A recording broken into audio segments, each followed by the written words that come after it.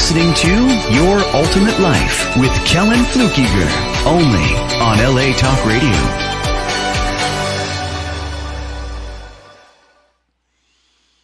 Hey there, welcome to this episode of LA Talk Radio, Your Ultimate Life. This is a show that's committed to helping you create a life of purpose, prosperity, and joy. And I get the wonderful chance today to bring on a special guest from Australia, Jem Fuller, who is a world-changing dude. And I'm not going to give an introduction because I never do, but it'll all come out as we have this conversation. Jem, welcome to the show.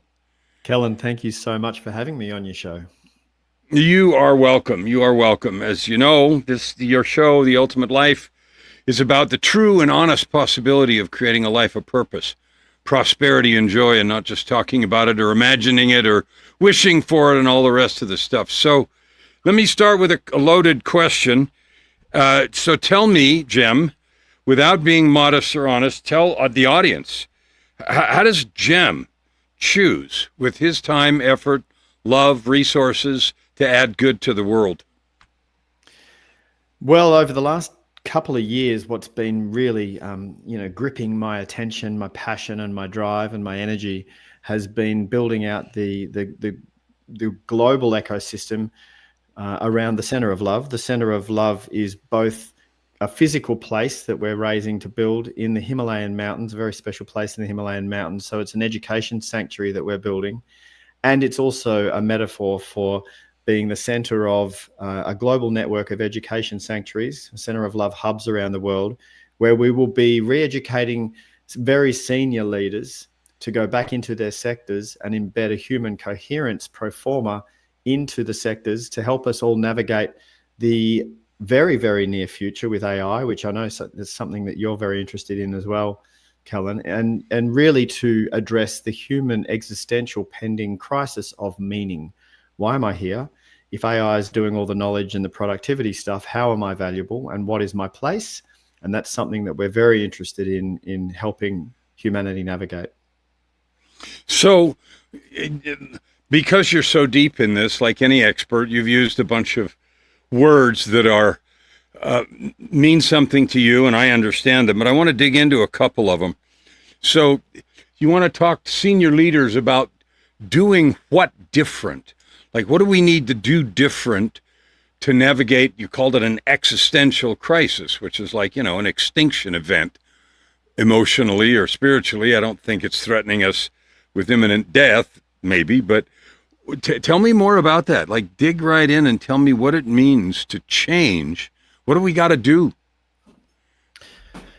So over the last chapters of humans in work, we have developed our sense of value. How much am I worth in my profession or in my work? How much am I worth based on my knowledge, so my experience, my years of experience, and how productive am I?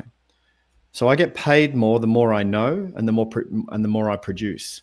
That paradigm is about to be shifted. AI will know more than any one individual person could know, and also working 24/7 at lightning speed will be way more productive than any human could be. And I believe that for us to remain relevant in the workplace, and not only relevant, but hopefully more valuable, will be in our human to human coherence. When we come into coherence with each other is a mixture of empathy and compassion and love and connection and rapport. And it's a biological feature that AI can't replicate. It's something that AI won't be able to replace for us. We've all got it inherently within us. It's organically, it's in our DNA. It's how we evolved as a species. If we didn't figure out how to work together in societies, as a village, if we didn't figure out how to work together as teams, we would never have evolved off the savanna plains, right? We need each other. But in the recent chapters, we've forgotten that. And so to give a real life example, a general practicing doctor, at least here in Australia, and I'm guessing it's the same in Canada and the States, a doctor has got to the point where they diagnose and prescribe as quickly as possible. They get the patient in the door, they take their temperature, they write them a script for an antibiotic and get them out, and they turn over as many patients as possible. There's no relationship going on. It's a diagnose, prescribe situation. AI already, but it will be rolled out en masse. AI will diagnose and prescribe way more effectively and accurately than any doctor ever could.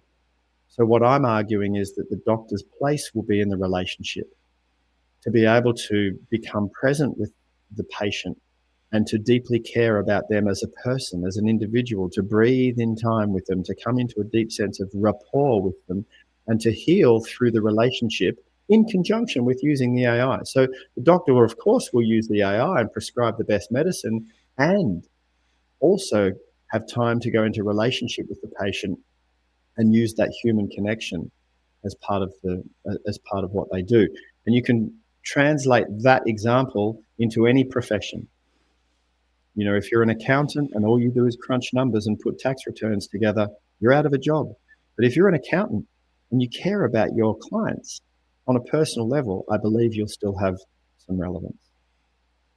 So this is going to require, and I know you know this and you've said it, a radical shift in the people that are presently doing. So your doctor and your accountant, who today couldn't give a crap, in fact, don't have time to care because it's what you said, in and out, in and out, in and out. And the doctor I see says right on the wall, appointments are scheduled for 15 minutes. And so you've got 15 minutes to do everything from, hi, how you doing? What's going on? To, why are you here? To poke, prod, do whatever it is. Okay, let's try this. Bye. And it says on the same wall, if you have more than one thing to talk about, you better schedule 2 appointments. So like a literal representation. So what's going to have to happen to the accountant or the lawyer or the doctor to internally to develop a whole new set of skills? I mean, they went to medical school for 4 and then intern for 3. And if they're specialized, 3 or 4 more.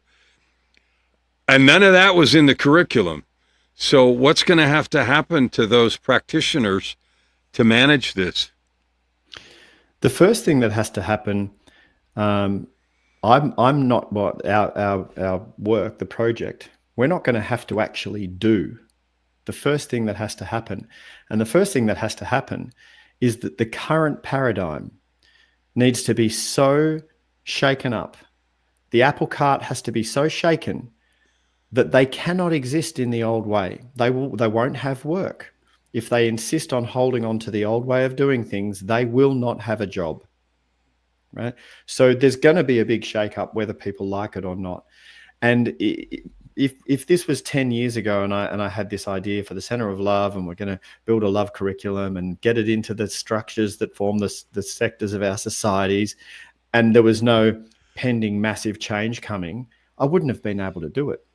But someone said to me the other day, Jem, how are you going to get the executive director of the head of the Department of Education, Victoria, Australia, how are you going to get them to want to change or want to come on a program or want to embed this stuff? And I said to them, the shake-up that's coming is coming whether they like it or not. And I don't have to do the shake-up. The shake-up's coming because of the advancements in AI. And then to your next question of how will they have time to invest in a relationship? Because the patient will walk into the clinic, put their finger inside a little thing, and within 30 seconds, the AI will know exactly where they're at medically and what they need. The doctor won't even be needed for that. Then what the doctor will need to do is communicate that in an interpersonal way, hopefully with some emotional intelligence, hopefully with some compassion and care and some conscious communication stuff that happens between humans. So the doctor will have all of the stuff. They won't need to sit there and do a diagnosis, which takes most of the time. They'll have all the time, those 15 minutes, to sit and drop into a place of coherence. Now, how to do that bit, that's the bit that we're proposing that we will teach. And we've actually developed some innovative ways using AI and wearable AI tech, along with a very simple pro forma. And I believe because it's already in us, in our DNA, it's a remembering. It's not a learning a whole brand new thing. It's an invocation of something that exists within us organically anyway, which is our ability to connect with each other, and that we catalyze or reignite that through the simple teachings that we have. So what you're saying is, hello, people. We bastardized all this other stuff this old way. Too bad.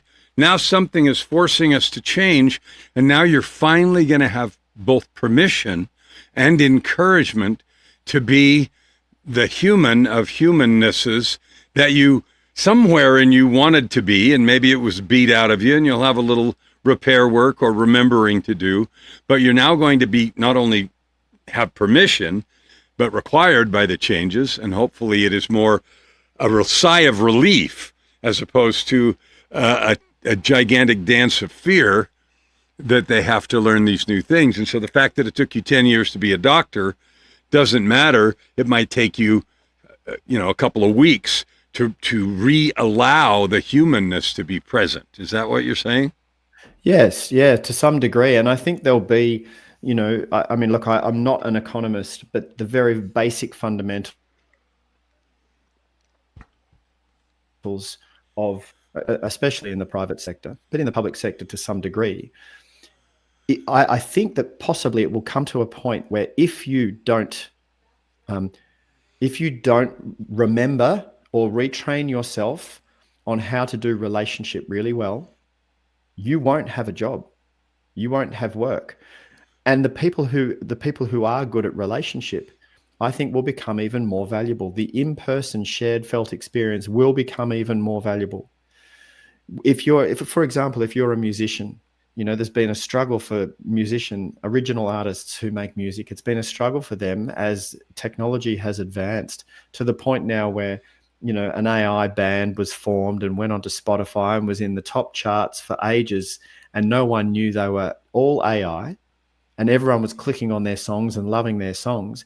When they came out and said, this is not real humans, this is all AI, they fell off the charts, right? Interesting. Humans want to feel a connection to another human, whether it's creating art or music, or whether it's a doctor who cares about me as a person, or whether it's my accountant who I go and have lunch with every month and we sit down and eat Japanese together and he asks me about my kids, or whether it's the shared felt experience of going on a retreat with someone in person, or collecting at a summit or a gathering, or going to Pilates and having a Pilates instructor with human touch who helps you through your therapeutic movement, say, for example. I think that these things will become even more valuable. So I agree with you. And I'm asking these questions not because I disagree, because that's the fundamental piece that we're talking about on the podcast that we're doing about coaching, is a similar a value proposition. So now let's dig into Jem. So you here are the champion of love. You're the champion of a return to humanity. You're the champion of us remembering how to be with each other and to exist in love and coherence. You've used a couple of times. Tell me the story. Like, you didn't fall up this mountain. So how did you get to where this is both your passion and your prediction? Well, I mean, I think one of the fundamental pieces of how I got to being who I am, where I am now, is that for whatever reasons, and I have dived very deeply into the psychology of my relationship with my father, but I'm not going to take up our time talking about that. But that is where it all began. But I was a reaction to my father and didn't want to be him. He was a beautiful man, and he was a lovely human being who did a lot for the communities that he was a part of.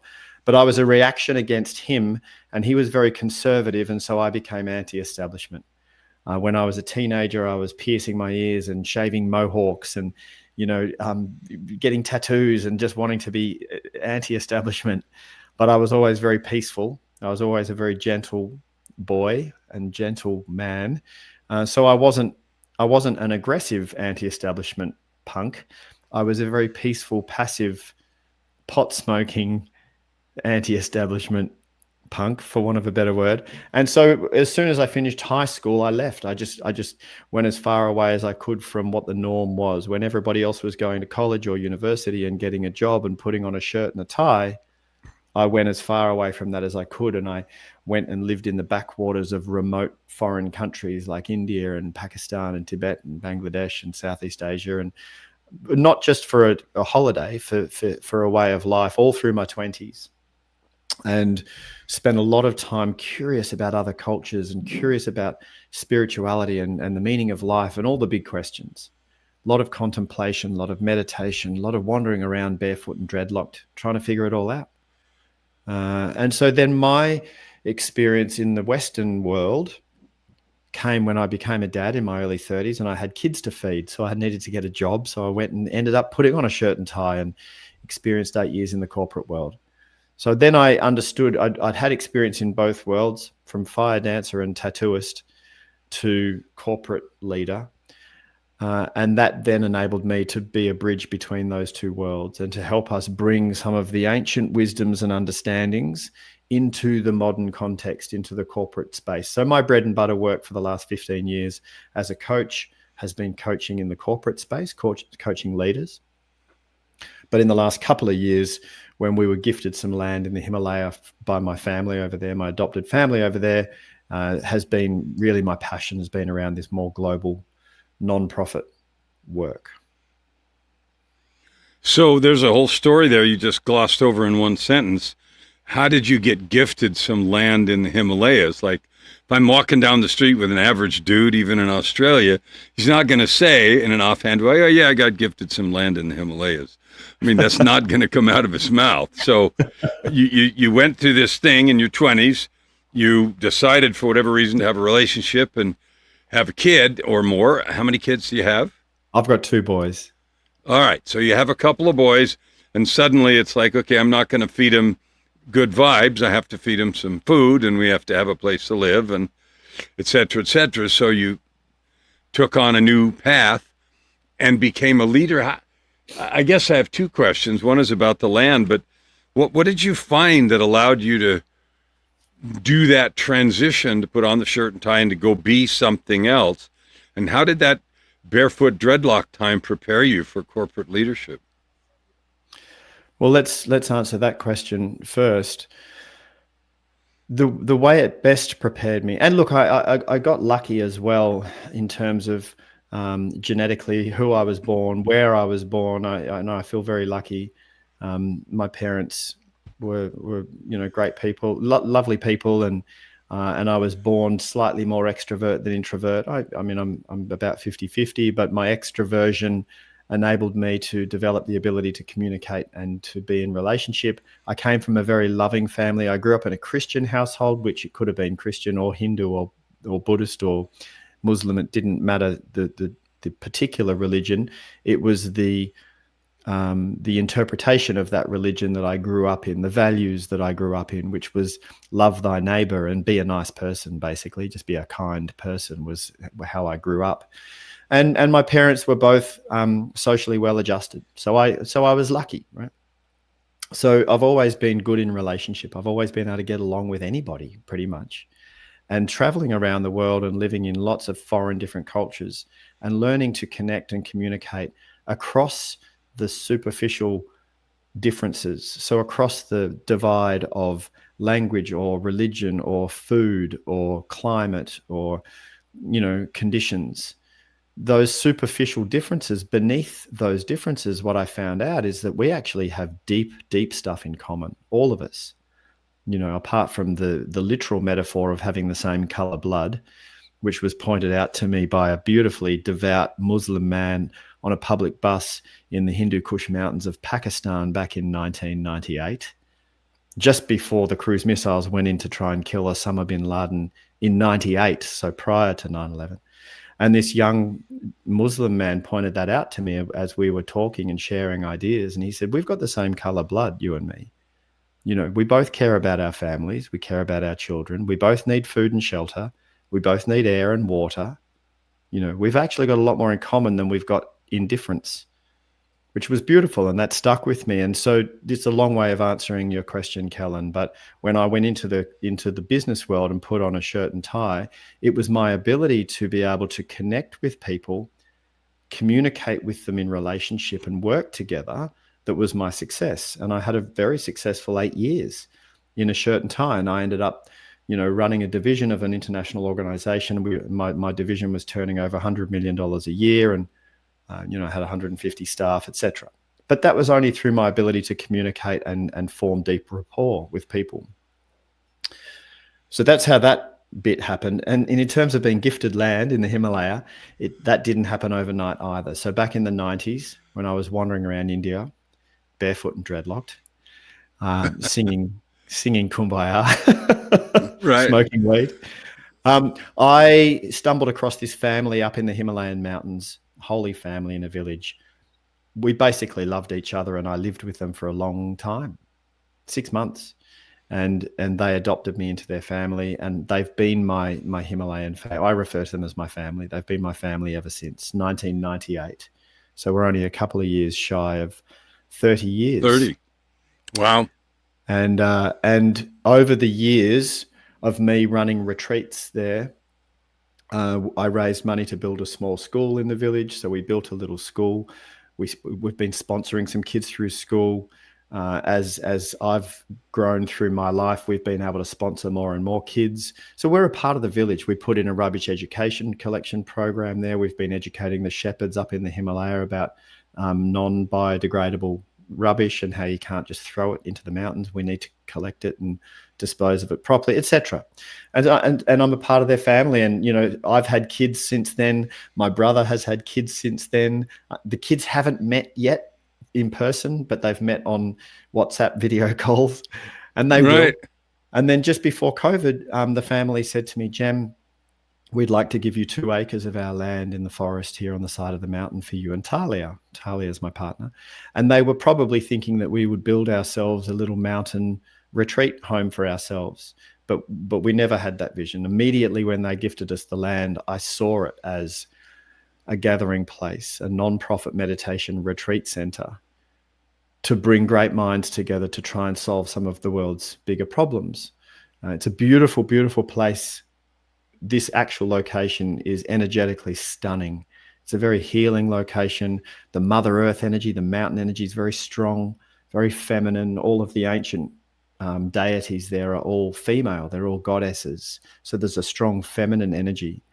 And it's very close to a place called Mount Kailash, just over the border in Tibet. So we're on the border with Tibet. Just over the border is Mount Kailash, which is one of the holiest mountains in the world. And apparently people say it's the crown chakra of the Earth's chakra system.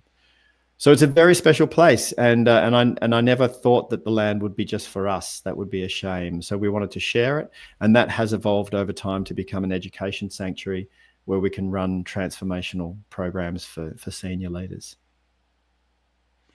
So that's a marvelous story. Now I want to bring it back to the listeners here in this way. So you've told a story of polar, I won't even say opposites, a developmental story where you tried different things, learned different things, and your success is centered around, you called it your ability, but I want to bring into the conversation the willingness, because a willingness to see the same color blood, the same needs, a willingness to ignore what is proclaimed loudly about the differences in the need and the acrimony, but to choose to accept more powerfully the sameness, the difference, the connection, the coherence that you called it. Because as you pointed out, everybody has it and knows it if they think about it, but most people, by and large, don't allow that resonance to speak. They push it aside or turn it down or do whatever.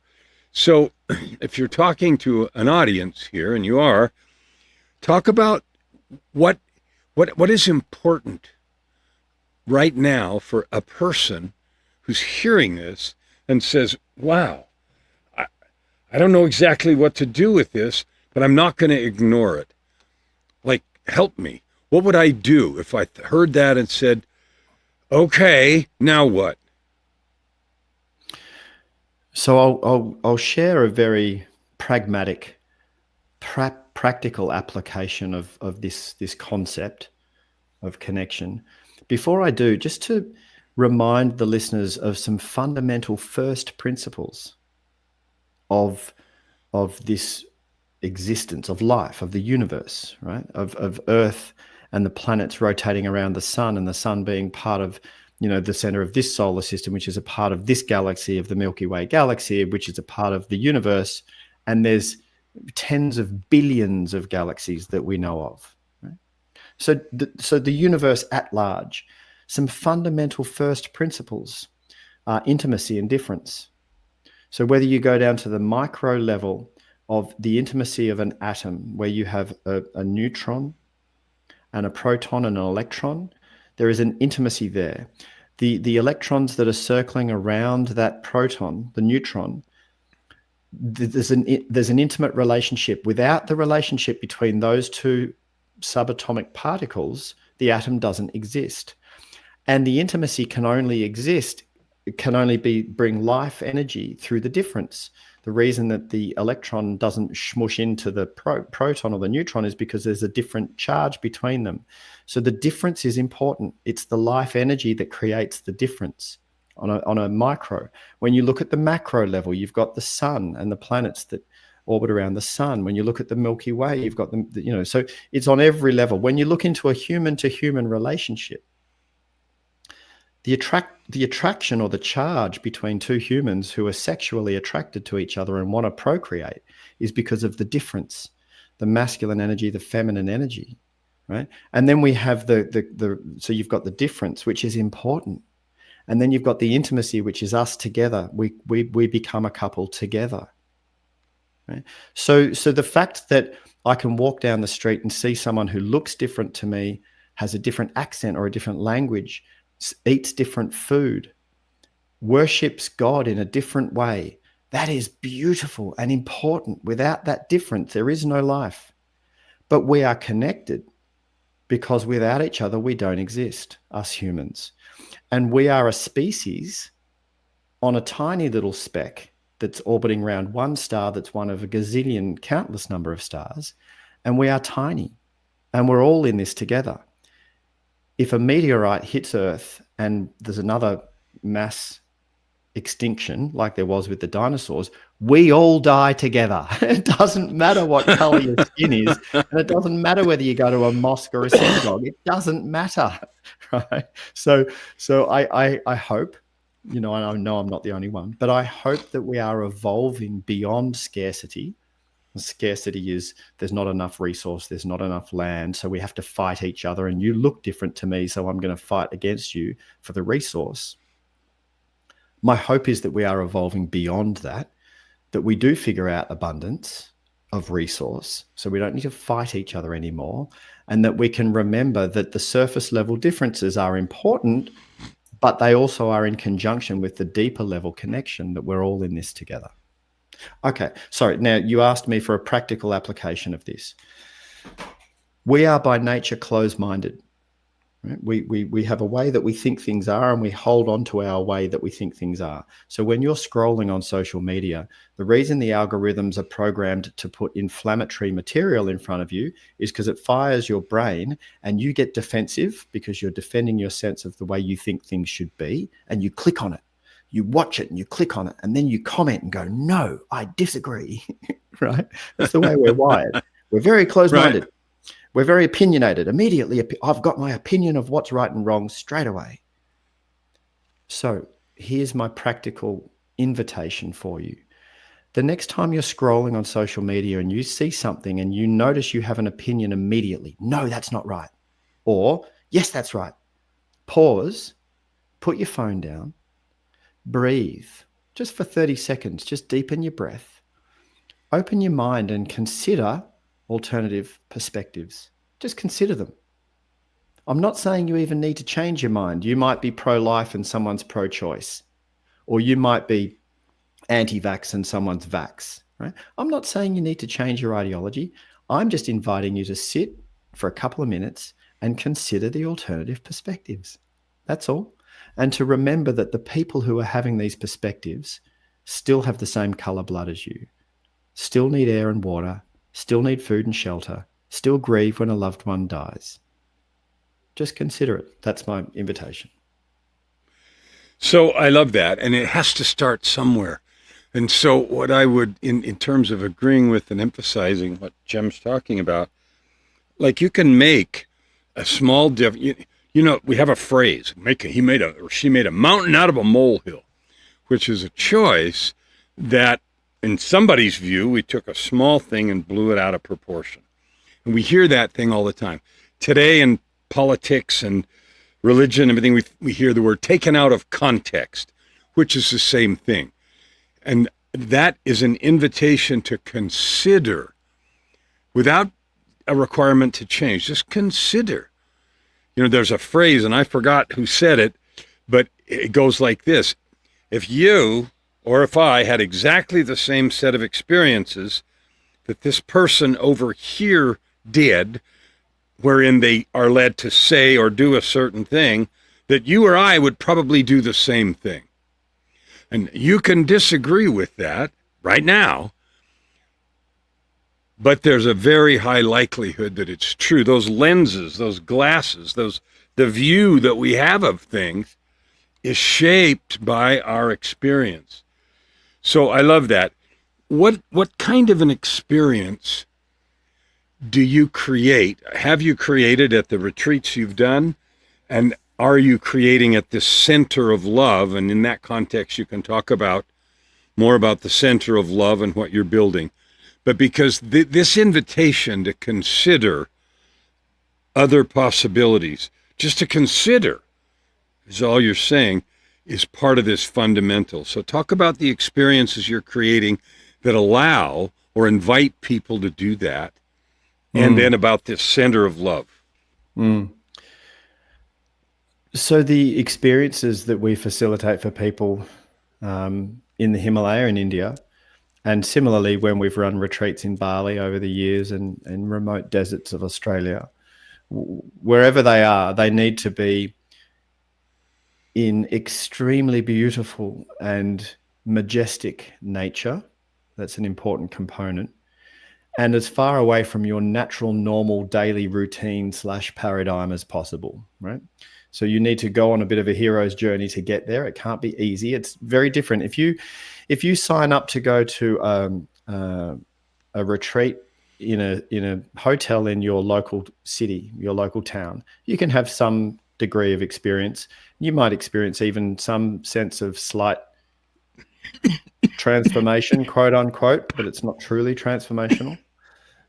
For true transformation to take place, I believe that you need to remove yourself from your current paradigm.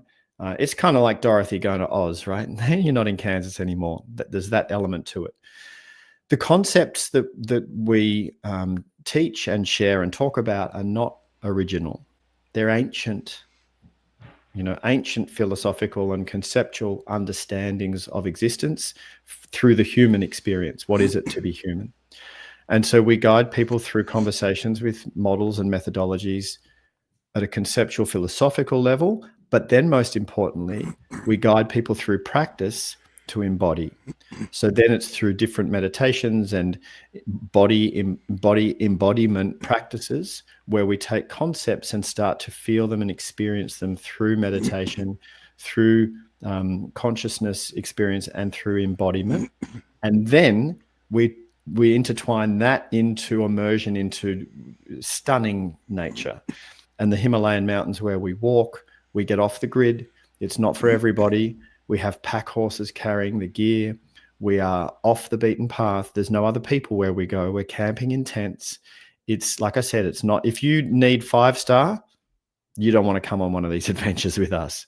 But if you're prepared to get uncomfortable, we take you back to the source of everything and a connection to source that is beyond ego, beyond separation, beyond self. And so it becomes a literally an embodied experience that is unforgettable. You can't then leave the retreat and pretend you didn't experience what you experienced, And then we give the tools of integration. So, okay, I've had this meaning on the mountain, coming to God moment. What do I do now, Jem? How do I go back to my job, and how do I, integrate this and implement that? And very importantly, we have a coaching program that is post-retreat, post-experience, to help people create daily 1% habitual practices that make sure that the understandings that they've come to are sustainable.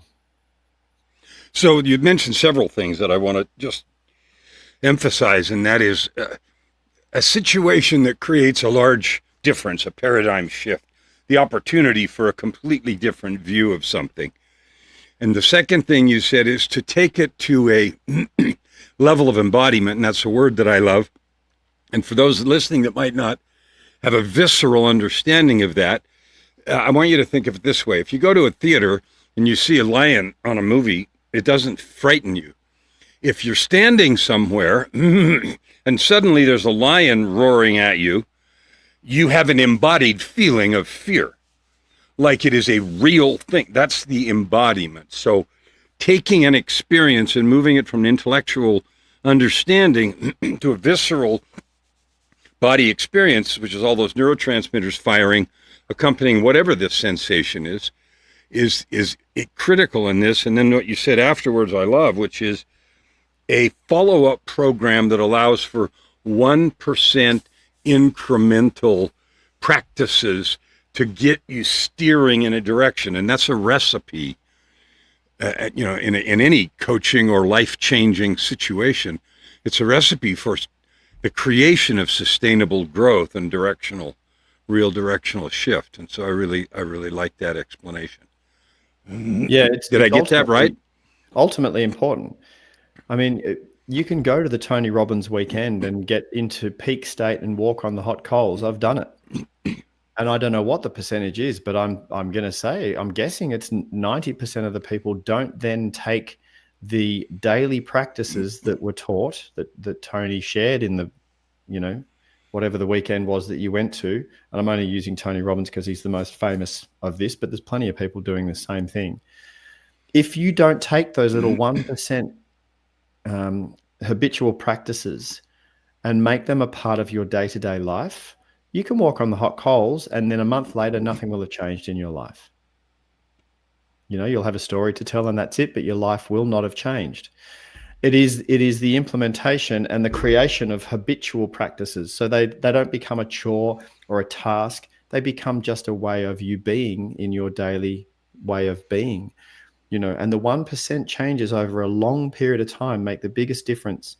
The analogy is teeing off on a golf course and hitting a golf ball, and the face of the driver of your golf club could be just 1% a little bit askew, and you might not even notice that 1% angle change in the moment, but when you hit that golf ball over the duration of its flight, it ends up 2 fairways across to the right because you sliced it. Okay, so the 1% difference now makes a big difference over the long period of time, and that's why these little 1% habitual practices, like a morning routine, a morning meditation or affirmation routine, or eating just a little bit healthier now today, just a little bit, doesn't make a difference. Do I say yes or no to that ice cream? Doesn't make a difference right now, but if I say yes to ice cream every single day for the rest of my life, it makes a difference, right? So I think it's important. So I've asked you a lot of questions and led this all over the place, and you've given us spectacular things. But you're a world class change agent, and I say that without any hesitation. So what topic or information or encouragement or truth telling do you want the large number of people that see this to understand and to potentially consider, like you talked about, that considering something? So what haven't I asked you about that is near and dear to your heart that we ought to cover?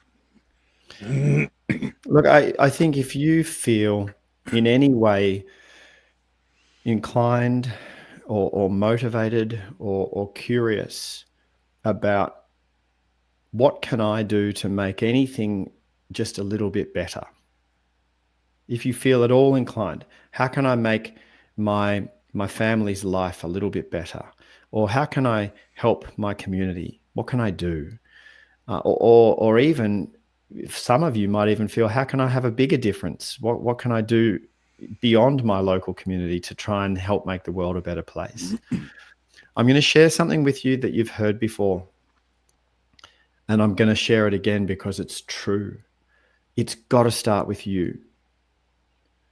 How do you improve your relationship with self?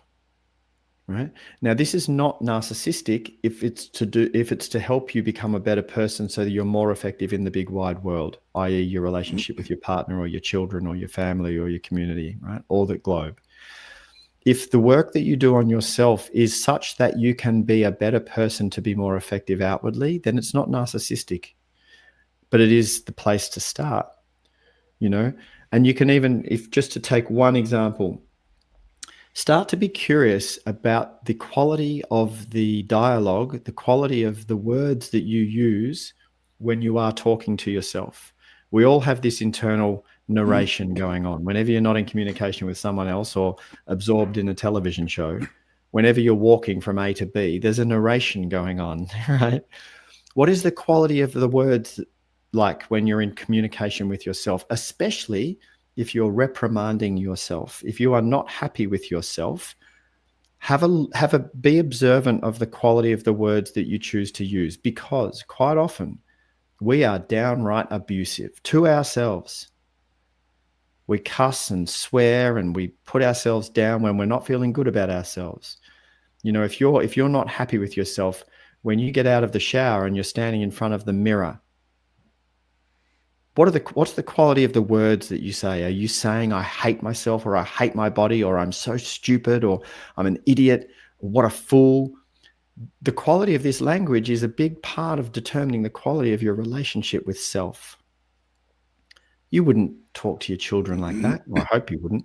You wouldn't talk to a loved one like that. I hope you wouldn't. And so start to improve the quality of the internal dialogue. Now, you can still hold yourself to account. You can still aspire to be the best version of you. You can still, when you make a mistake, you can still coach yourself to be better next time, but you can do it positively and constructively. That's my invitation. So I love that. And in exact alignment with the gentleness that you described about yourself earlier in the program, that is very consistent with that. Here's another way to think about that. You can't love anybody else more than you love yourself. So, and I'd state that without apology. And that's not as nice as Jem just said it. But the truth is, if you can't speak kindly and lovingly to yourself, I don't care, you can go through the motions, but the truth of the energetic transmission is not there. So the only place that you can start that is long-term and sustainable and that matters is in your own heart. You can't love somebody else and hate yourself. The creation of a divine being is just as applicable to you. And so that is a serious and beautiful thought and admonition that we've just received, and it's absolutely true. Can you imagine how much more effective and joyful your day would be if you were nice, kind, encouraging, joyful to yourself, not letting things slide, not lazy? We're not talking about any of that crap. Just if you chose to be encouraging, uplifting, visionary, and positive. What do you think would happen? Jem, if we got 10,000 people to change from neutral or negative dialogue to encouraging and powerful and upliftment just in their communication with themselves, what do you think would happen? Well, there's 10,000 people who would be much nicer to be around. And if they have 10 people around them, there's 100,000 people whose lives are better. And heaven forbid the ripples become waves and the 100,000 people becomes 1,000,000 and so on. So the Buddhist philosophy of it starts with you. In fact, your only responsibility is to curate the quality of your relationship with yourself. Holds true in that case. And I want to throw this in there as well, because this will challenge some people also. If you are religious or spiritual, so if you're religious, call it God. If you're spiritual, call it source or consciousness or the field. Insert whatever word you want. The only way you can experience God is through your experience of God. And your experience of God is flavored by your internal world, your state of being. if your state of being is has static, if it's not clear and clean, if it has muck in it, you can only experience that version of God. No matter how pure you think God is, you can't experience pure God if you're not clean inside. So if you want to experience the cleanliness of source, if you want to experience the godliness of the field of energy, of consciousness, then you need to do the self-love work. Otherwise, you can't experience God in its pure form. I love that. And thanks for saying it. And I hope it challenges the crap out of some people.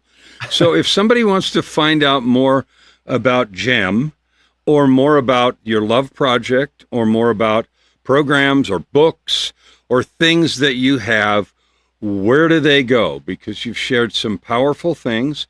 There's not a single thing that you've said that I have the slightest issue with. And more importantly, the timing. The time is now. The need is growing. AI and its changes are now. So whether you think you're going to be out of a job or not, how about if it's just time to create the upliftment of the species and end the divisive energy? Anyway, tell us where to find out about you. Jem Fuller with a J, JemFuller everywhere. So you can find me on Instagram, Jem Fuller, LinkedIn, Jem Fuller, Facebook, Jem Fuller. Jemfuller.com is a website. Now, the nonprofit global movement is the Center of Love. The centeroflove.org is our website. And you can find my retreats and everything through that as well. I'm still accessible, folks. If you want to have a conversation with me, you can reach out through any of those platforms, Instagram or wherever. And on the Instagram, in the profile, there's the Linktree thing with all the links to the latest bits and pieces. So yeah, you can find me pretty easily. I love that. And I love your name is Jem with a J. Do you know any other gems with a J? I have met a couple through my life. I'm not in touch with them at the moment. Quite often when people get introduced to me before knowing whether I'm male or female, they presume I'm Jem, maybe because of the Barbie doll Jem back in the day, back in the 70s. And some people presume I'm a woman, and then they hear my voice and realize that I'm not. But no, I don't. I don't hang out with any other Jems. Well, when you have a name like Kellen Flukiger, you pay attention to all that stuff. And I saw your name, Jem, and I loved the fact that it was different. Yep. Jem, you bring a special spirit. And the fact that he has invited you to get a hold of him is a special thing. So do it. Like the experiences that he has had, the journey that he shared is powerful. And you have an opportunity right now to ask yourself that question. I wonder if there's something else, something more. What does 1% look like? There's a dude that was flying jets, and he talked about 90% of the time the plane's off course because they're gradually correcting it all the time because of wind and movement.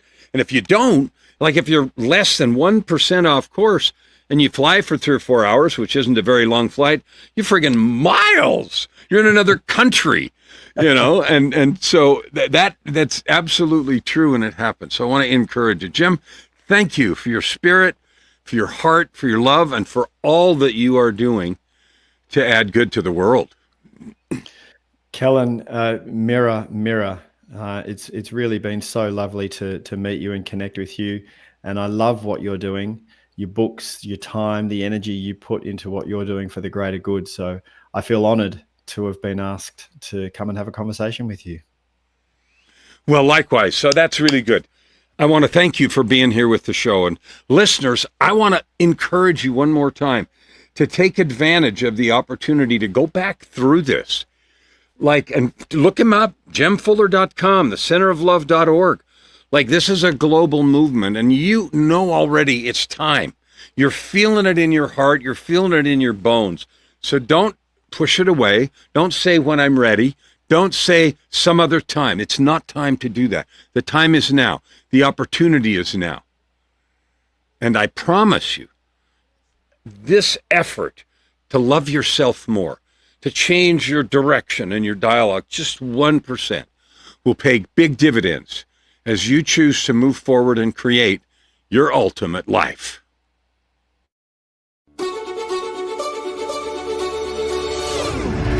You're listening to Your Ultimate Life with Kellen Flukiger, only on LA Talk Radio.